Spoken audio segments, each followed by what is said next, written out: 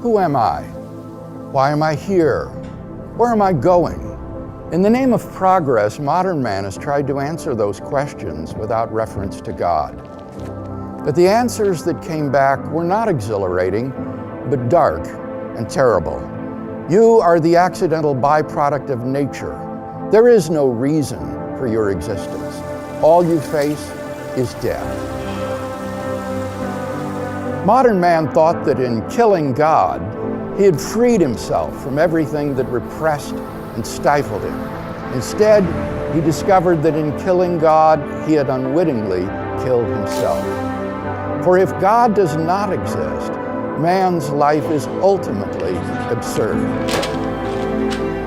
If God does not exist, then man and the universe are inevitably doomed to death. Like all biological organisms, man must die. His life is but a spark in the infinite darkness, a spark that appears, flickers, and then dies forever. Scientists tell us that the universe is expanding, and as it does so, it grows colder and colder. Eventually, there will be no heat at all. There will be no light. There will be no life. This is not science fiction. If God does not exist, then we are inevitably doomed to extinction.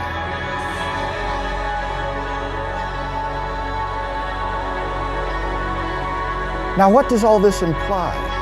It means that life itself is absurd. It means that the life we do have is ultimately without meaning, value, or purpose. Now, 5 minutes.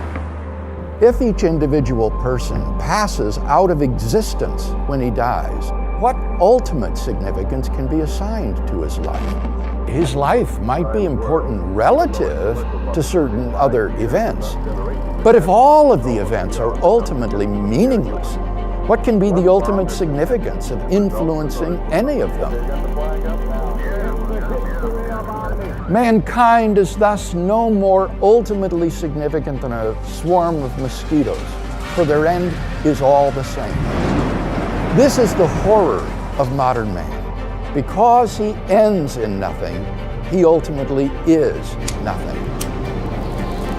But it gets even more distressing, for if life ends at the grave, it makes no ultimate difference whether you live as Joseph Stalin or as a Mother Teresa. If your destiny is ultimately unrelated to your behavior, then you may as well just live as you please. Moral values are either just expressions of personal taste or else the byproducts of biological evolution and social conditioning. Who's to say whose values are right and whose are wrong? Now think of what that means. It means that it is impossible to condemn war, oppression, or crime as evil. To kill someone or to love someone is morally equivalent.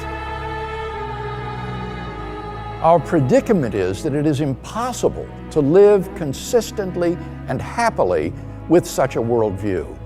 The atheist philosopher Bertrand Russell held that moral values are simply expressions of personal taste. And yet Russell admitted that he could not live that way. He therefore found his own worldview, and I quote, "incredible. I do not know the solution," he confessed. If death stands with open arms at the end of life's trail, then what is the goal of life? Is there no reason for life? If its destiny is a cold death in the recesses of outer space, then the answer is yes, it is pointless. We need to wake up and understand the gravity of the alternatives before us. If God exists, then there is hope for man. But if God does not exist, then all we are left with is despair.